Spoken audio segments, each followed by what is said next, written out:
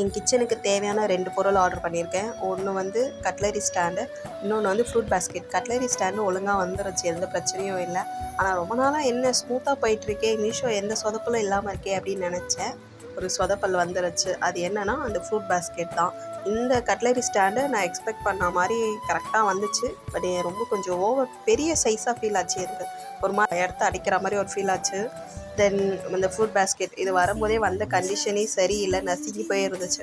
But box தான் நசுங்கி இருக்குது. உள்ளே இருக்க ப்ராடக்ட் நல்லா இருக்கும்னு நினச்சேன், ஆனால் சொதப்பிட்டாங்க.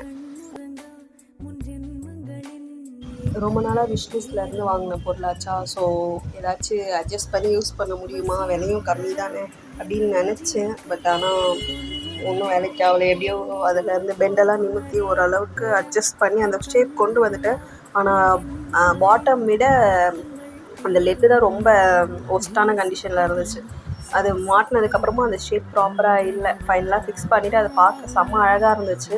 ஆனால் நசுங்காமல் வந்திருக்கலாம். இது வந்து மீஷோ சைடு இஷ்யூ கிடையாது, டெலிவரி பார்ட்னர்ஸ் பண்ண வேலை தான். டெலிவரி பண்ணுறவங்க நசுக்கி எடுத்துகிட்டு இருக்காங்க.